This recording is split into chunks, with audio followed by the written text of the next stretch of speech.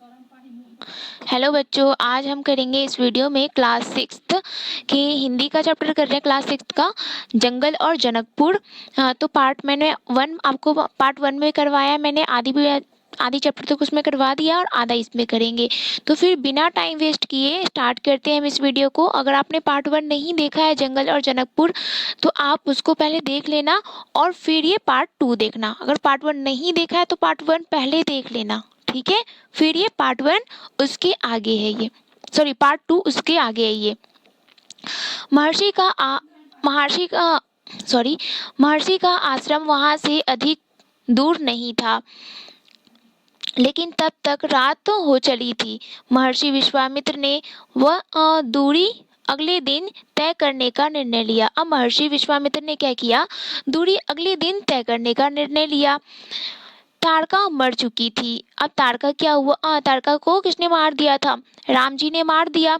मैंने आपको कल चित्र दिखाया था कि तारका का वध किसने किया था, तारका का वध राम जी ने किया था। तो आप इस यहाँ पे चित्र देखो, ये तारका है और तारका का वध किसने किया है, तो ये श्री राम है। तो इन्होंने वध कर दिया था तारका का। तारका मर चुकी थी, उसका भय नहीं था। अब तीनों ने रात वहीं बिताई। अब उसी जंगल में अब तारका तो जिस जंगल में तारका थी वो तो बहुत अच्छा बहुत सुंदर जंगल था, लेकिन अब वो जंगल क्यों डरावना हो चुका था। डरावना इसलिए था, भयानक इसलिए हो गया था क्योंकि उसमें तारका किसी को आने नहीं देती थी। अगर कोई आता था तो उसको मार देती थी, तो तारका को ही राम ने मार दिया था। तो अब वो ठीक हो गया था जंगल, मतलब अब उसमें असुर राक्षसनी ही नहीं थी। जो राक्षसनी थी मतलब राक्षसनी जो थी उसको राम ने मार दिया था। तीनों ने रात वहीं बिताई और फिर उन तीनों ने, राम ने, लक्ष्मण ने और महर्षि विश्वामित्र ने उस जंगल में ही अपनी रात बिताई, तारका वन में। ठीक है, कौन सा वन में, तारका वन में, जो अब पूरी तरह भय मुक्त था। सुबह जंगल बदला हुआ था। अब सुबह जब हुआ तो जंगल बिल्कुल बदला हुआ था। क्यों बदला हुआ था, क्योंकि उसमें अब तारका नहीं थी, तारका मर चुकी थी। सुबह जंगल बदला हुआ था, अब वही तारका वन नहीं था क्योंकि तारका नहीं थी। भयानक आवाजें गायब हो चुकी थी। पत्तों से गुजरती हवा थी, उसकी सरसराहट का संगीत था। चिड़ियों की चहचहाहट की शांति थी। तस्वीर बदल गई थी, मतलब सब कुछ चेंज हो गया था। मतलब वहाँ पे, क्योंकि अब देखो वहाँ पे सब कुछ होने लग गया था। अब वहाँ पे अब उस वन को तारका वन नहीं कह रहे थे, अब नॉर्मली जैसे जो वन था सुंदर वन कहने लग गए उसको, कि हाँ सुंदर है तो सुंदर वन बोलने लग गए उसको। अब भयानक भयानक जो डरावनी डरावनी आवाजें आती थी उस वन से, अब वो गायब हो चुकी थी। पत्तों से गुजरती हवा थी, उसमें उसकी सरसराहट का संगीत था, मतलब पत्तों की जो आवाज आती है ना उसमें सरसराहट की संगीत था। चिड़ियों की चहचहाहट की थी, शांति थी। तस्वीर बदल गई थी। सिद्धा आश्रम का अंतिम पड़ाव था। सिद्धा आश्रम का अंतिम पड़ाव था महर्षि का आश्रम। रास्ता छोटा भी था, मनोहारी भी मनोहारी भी। प्राकृतिक सौंदर्य, मतलब जो नेचर का जो सौंदर्य होता है, सुंदरता होता है, ठीक है। तो प्राकृतिक सौंदर्य का आनंद लेते तीनों लोग जल्दी ही आश्रम में पहुंच गए। आश्रम वासियों ने उनकी आगमनी मतलब जब आए, ठीक है, तो आगमनी की अभिनंदन किया। उनकी प्रसन्नता दुगनी हो गई। प्रसन्नता मतलब खुश होना। तो उनकी प्रसन्नता, जो आश्रम वासी थे, जब वो ऋषि मुनि गए, मतलब ऋषि मुनि महर्षि विश्वामित्र जो थे वो, और उनके साथ कौन कौन गए थे, राम और लक्ष्मण। वो जब तीनों के तीनों आश्रम पहुंचे तो वहाँ के जो आश्रम वासी थे वो बहुत ही खुश हो गए। उनकी प्रसन्नता जो थी, मतलब खुशी दुगनी हो गई थी। महर्षि विश्वामित्र के आश्रम लौटने की खुशी, राम लक्ष्मण के आगमन का सुख। विश्वामित्र यज्ञ की तैयारियों में लग गए। अब विश्वामित्र को यज्ञ करना था, इसलिए वो राम और लक्ष्मण को लेकर आए थे ना राजमहल से। तो अब उन्हें मतलब अब वो क्या करने लग गए, विश्वामित्र यज्ञ की तैयारी करने में लग गए। अनुष्ठान प्रारंभ हुआ। आश्रम की रक्षा की जिम्मेदारी राम लक्ष्मण को सौंपकर महर्षि आश्वस्त थे। मतलब कि आश्वस्त मतलब जो चिंता मुक्त हो गए थे, टेंशन उनको बिल्कुल भी नहीं थी कि अब कोई अगर आएगा तो उन्हें डिस्टर्ब करेगा, अगर डिस्टर्ब करने के लिए आएगा तो राम लक्ष्मण उनको क्या कर लेंगे, उनसे निपट लेंगे। अनुष्ठान अपने अंतिम चरण में था, पूरा होने वाला था कुछ ही दिनों में। 5 दिन तक सब ठीक ठीक चलता रहा, शांति से, निर्विघ्न। लगता था कि राजकुमारों की उपस्थिति ने ही राक्षसों को भगा दिया है। राम और लक्ष्मण ने यज्ञ पूरा होने तक न सोने का निर्णय किया। वे लगातार जागते रहे, चौकस रहे, मतलब वो अलर्ट रहे। कमर में तलवार, पीठ पर तुनीर, हाथ में धनुष, प्रत्यंचा चढ़ी हुई, हर स्थिति के लिए तैयार। अब राम और लक्ष्मण जब तक यज्ञ चली तब तक वो दिन रात सोए नहीं, बिल्कुल नहीं सो रहे थे। अनुष्ठान का अंतिम दिन अचानक भयानक आवाजों से आसमान भर गया। सुबाहु और मारीच ने राक्षसों के दल बल के साथ आश्रम पर धावा बोल दिया। मारीच क्रोधित था, यज्ञ के अलावा भी इस बात से कि राम लक्ष्मण ने उसकी माँ को मारा था। उसकी मारीच की माँ कौन थी, तारका थी। ठीक है, तो राम लक्ष्मण ने क्या किया था, राम लक्ष्मण ने उसकी माँ तारका को मार दिया। तो मारीच जो था इस वजह से क्रोधित था। क्रोधित मतलब गुस्सा, इसलिए गुस्सा था क्योंकि राम लक्ष्मण ने तारका को मारा था। तो वहां पे कहाँ पे, जहाँ पे यज्ञ हो रहा था वहीं पे तो राम लक्ष्मण थे, वहां पे गया और उसने बोला, देखो क्या बोलता है, यज्ञ के अलावा भी, मतलब यज्ञ हो रहा था उसके लिए भी गुस्सा था मारीच, और उसकी मम्मी को मार दिया था राम ने, इसलिए भी गुस्सा था। इस बात से कि राम लक्ष्मण ने उसकी माँ को मारा था, तारका को। राम ने राक्षसों का हमला होते ही कार्रवाई की, धनुष उठाया और मारीच को निशाना बनाया। मारीच बाण लगते ही मूर्छित हो गया। मूर्छित मतलब बेहोश हो गया। बाण के वेग से बहुत दूर जाकर गिरा, मतलब जो बाण लगी उसे, मारीच को, उस वजह से वो बहुत दूर जाकर गिरा, समुद्र के किनारे। वे मरा नहीं था। जब होश आया तो उठकर दक्षिण दिशा की ओर भाग गया।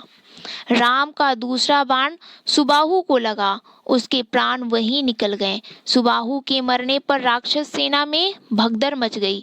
वे चीखते चिल्लाते भागे। कुछ लक्ष्मण के बाणों का शिकार हुए, अन्य जान बचाकर भाग गए।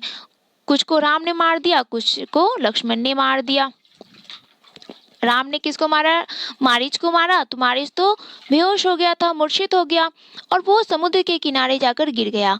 और सुबाहु को मारा तो सुबाहु मर गया। और कुछ को इसने मारा, लक्ष्मण ने मार दिया, और कुछ भाग गए अपनी जान बचाकर। भाग खड़े हुए महर्षि विश्वामित्र का अनुष्ठान संपन्न हुआ, मतलब पूरा हुआ। राम ने महर्षि को प्रणाम करते हुए पूछा, अब हमारे लिए क्या आज्ञा है मुनिवर। महर्षि ने राम को गले लगाया, कहा, हम लोग यहाँ से मिथिला जाएंगे, महाराज जनक के यहाँ, विदेह राज के दरबार में। मैं चाहता हूँ कि तुम दोनों मेरे साथ चलो। अब महर्षि विश्वामित्र कहाँ जा रहे थे, यज्ञ उनकी पूरी हो गई थी। अब यज्ञ जो था वो पूरा हो चुका था।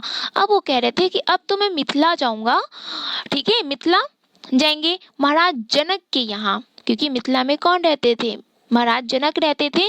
तो मैं वहां जाऊंगा विदेह राज के दरबार में।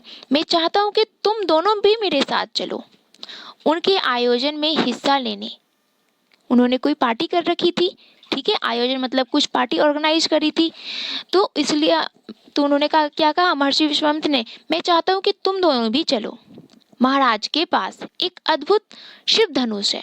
क्या है वहां पे, एक अद्भुत शिव धनुष है वहां पे, तुम भी उसे देखो।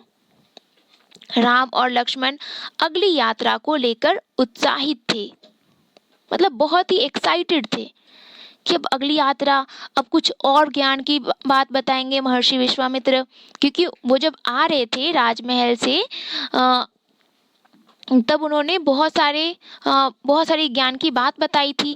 तो अब वहां से यज्ञ, जहाँ पे उनका ऋषि मुनि का आश्रम था, वहां से अब कहाँ जा रहे हैं, अब जा रहे हैं मिथिला।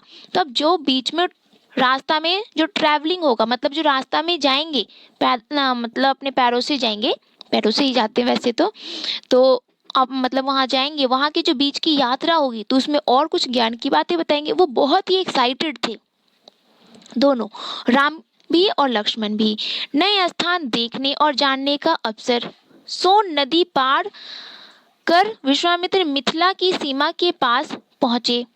अब सोन नदी को पार किया और मिथिला की सीमा के पास पहुंच गए महर्षि विश्वामित्र और राम और लक्ष्मण अपने शिष्यों अपने शिष्यों और राजकुमारों के साथ। महर्षि विश्वामित्र के साथ कौन कौन थे? राजकुमार दोनों थे और उनके शिष्य थे। वे गौतम ऋषि के आश्रम में वो गौतम ऋषि के आश्रम से होते हुए नगर में पहुंचे। मतलब वो सबके सब गौतम ऋषि के आश्रम से होते हुए नगर में पहुंच गए। राजा जनक ने महल से बाहर आकर विश्वामित्र का स्वागत किया। तभी उनकी दृष्टि राजकुमारों पर पड़ी। विदेहराज चकित रह गए, मतलब वो बोले वाह कितना सुंदर है ये। वे स्वयं को रोक नहीं पाए, मतलब विदेहराज जो थे वो स्वयं को रोक ही नहीं पाए, मतलब वो बहुत खुश हो गए। महर्षि से पूछा, ये सुंदर राजकुमार कौन है? मैं इनके आकर्षण से खींचता जा रहा हूँ, मतलब ये इतने सुंदर हैं कि मैं इनके आकर्षण से, मतलब ये अपनी ओर मुझे खींच रहे हैं, ये इतने सुंदर हैं। ये राम और लक्ष्मण हैं महाराज, दशरथ के पुत्र हैं। मैं इन्हें अपने साथ लाया हूँ आपका अद्भुत धनुष दिखाने के लिए। ये विदेहराज को बताया महर्षि विश्वामित्र ने। विदेहराज ने महर्षि, उनके शिष्यों और राजकुमारों के ठहरने की व्यवस्था की एक सुंदर उद्यान में।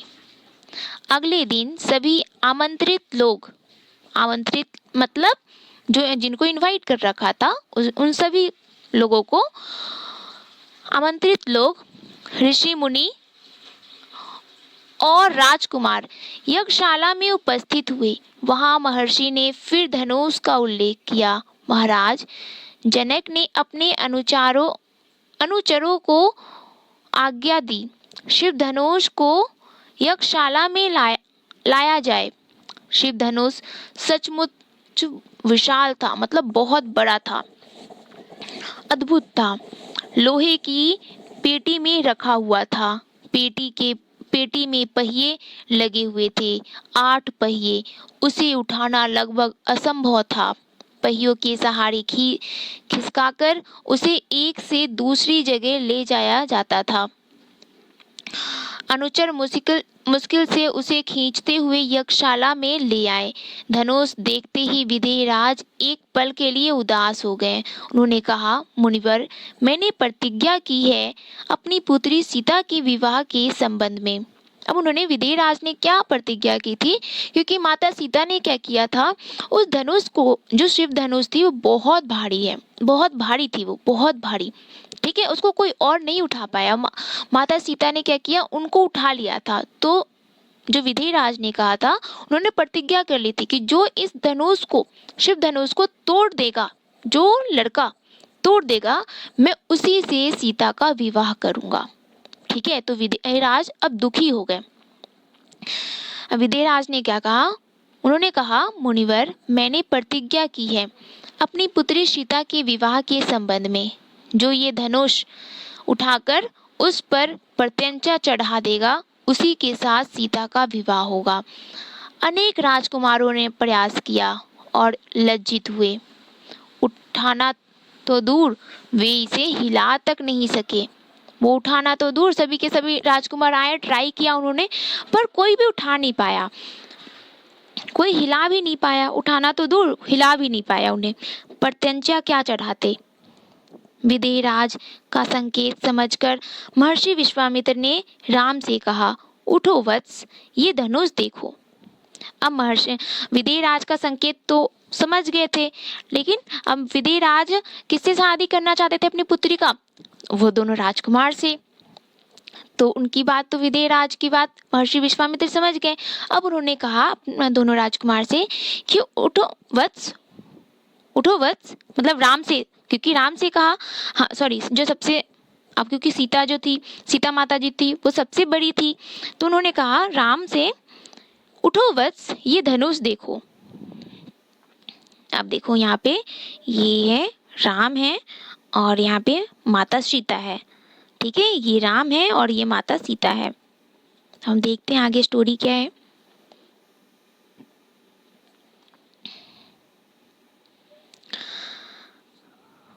राम ने सिर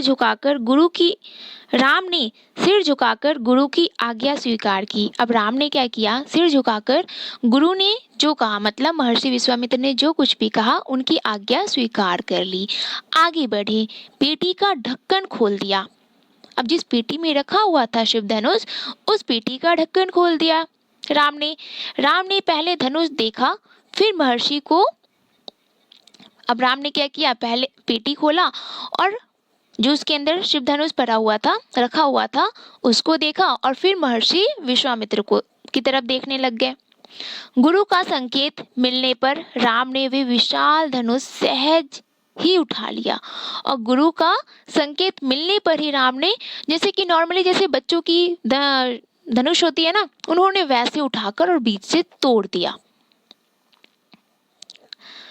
विशाल धनुष सहज ही उठा लिया। यज्ञशाला में उपस्थित सभी लोग अतप्रभ थे, मतलब कि सभी के सभी लोग मतलब सोचने लगे, ओ माय गॉड, इतना बड़ा मतलब इतना बड़ा था ये और इतना विशाल, ये राम ने उठा लिया, ये कैसा अद्भुत है।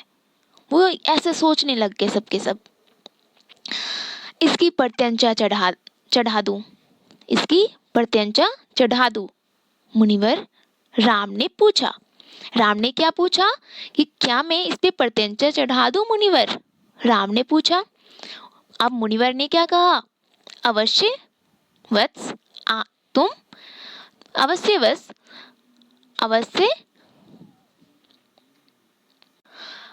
वत्स, तुम जरूर ये करो, यदि ऐसा कर सकते हो तो। ठीक है, अब राम ने कहा कि क्या मैं इस पे प्रत्यंचा चढ़ा दूं? तो उन्होंने बोला क्या, मुनिवर ने क्या बोला? अवश्य, अगर तुम कर सकते हो ये काम तो कर दो। विदेहराज चकित थे। राम ने आसानी से धनुष झुकाया, ऊपर से दबाकर प्रत्यंचा खींची, दबाव से धनुष बीच से टूट गया। ठीक है, तो स्टोरी तो समझ आ रही होगी आप लोगों को, अच्छे से स्टोरी समझ आ रही होगी। तो उन्होंने जैसे बच्चों की धनुष होती है ना, वैसे तोड़ दिया खिलौनों की तरह।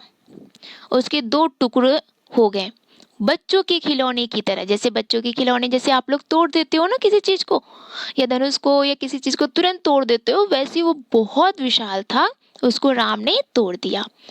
यज्ञशाला में सन्नाटा छा गया। सब चुप थे, एक दूसरे की ओर देख रहे थे। और वहां पे जितने भी राजकुमार बैठे हुए थे, जितने राजा राजकुमार ऋषि मुनि, जितने भी सभी लोग बैठे हुए थे, सब के सब चुप हो गए। सन्नाटा छा गया, मतलब सब के सब चुप हो गए। ठीक है, और एक दूसरे की तरफ देखने लगे। सभागार की चुप्पी महाराज जनक ने तोड़ी। अब सभी के सभी लोग तो चुप थे, अब महाराज जनक ने ये चुप्पी तोड़ दी। उनकी खुशी का ठिकाना ना था, वे बहुत खुश हुए। ठीक है, उन्हें सीता के लिए योग्य वर मिल गया था। उनकी प्रतिज्ञा पूरी हुई। जनकराज ने कहा, मुनिवर आपकी अनुमति हो तो मैं महाराज दशरथ के पास संदेश भेजूं, बारात लेकर आने का निमंत्रण। ये शुभ संदेश उन्हें शीघ्र भेजना चाहिए। महर्षि की अनुमति से दूत अयोध्या भेजे गए। सबसे तेज चलने वाले रथों से दूत मतलब होता है क्या, जैसे कि पहले के टाइम में होता था, पहले के ज़माने में, कि कोई भी एक दूत होता था, जैसे कि कोई इंसान को भेज दिया। अब वहाँ पे फ़ोन तो होती नहीं थी कि कॉल करके बोल दिया कि हाँ रिश्ता पक्का हो गया, आप बारात लेकर आ जाओ। तो एक कोई आदमी को भेज देंगे दूत बनाकर, ठीक है, अब वो जाएंगे वहाँ पर। तो महर्षि की अनुमति से दूत अयोध्या भेजे गए, सबसे तेज चलने वाले रथों से। इस बीच जनकपुर में धूम मच गई। बारात के स्वागत की तैयारियां होने लगी। नगर की प्रसन्नता चरम पर थी, मतलब खुशी चरम पर थी, मतलब सभी के सभी लोग खुश थे। महाराज जनक का संदेश मिलते ही अयोध्या में भी खुशी छा गई। अन आन फन फान सॉरी आन फान में बारात हुई। हाथी, घोड़े, रथ, सोना, सेना। बारात को मिथिला पहुंचने में 5 दिन लग गए।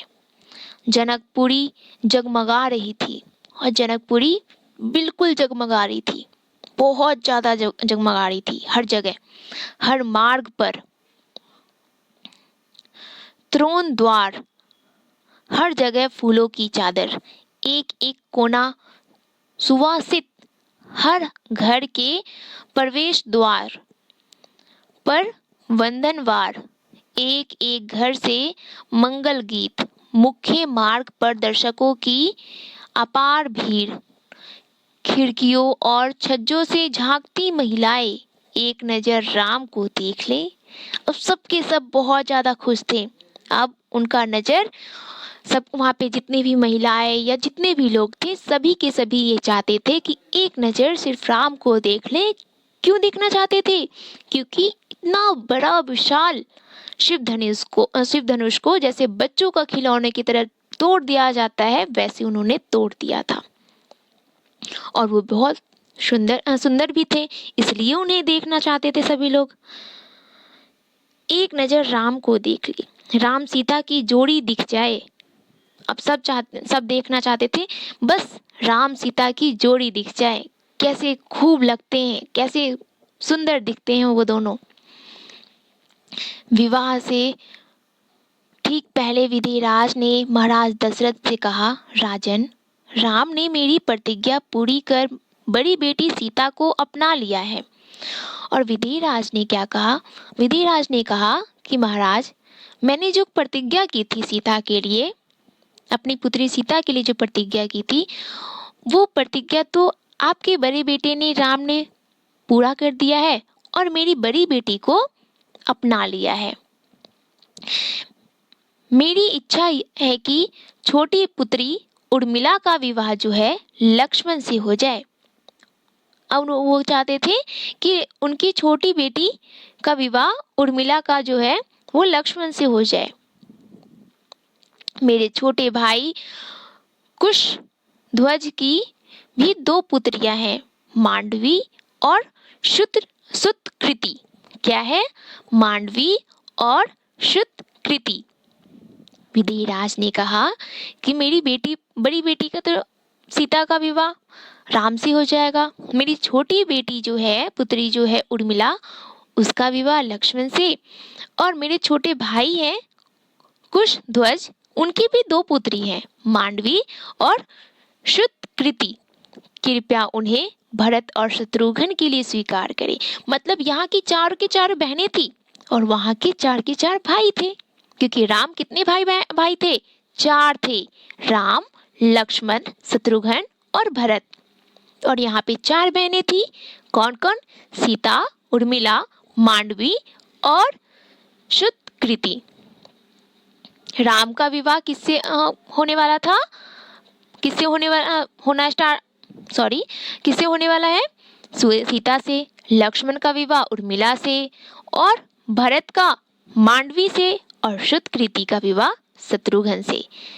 राजा दशरथ ने ये प्रस्ताव तत्काल मान लिया और राजा दशरथ ने बोल दिया, हाँ जरूर, आपकी 4 पुत्रियां मेरी घर की पुत्र वधू बन जाएंगी, 4 की 4। विवाह के बाद बारात कुछ दिन जनकपुर में रुकी। विवाह के बाद पहले क्या होता था, विवाह हो जाने के बाद कुछ दिनों तक बारात ना वहीं पर रुक जाती थी, मतलब 1-2 दिन 3 दिन ऐसे रुक जाते थे बारात साथ मतलब जितने भी बारातवासी है ना, बारात के लोग सभी रुक जाते थे। अब तो रुकते नहीं है, सब चले जाते हैं अपने घर घर, अपने घर वापस आ जाते हैं।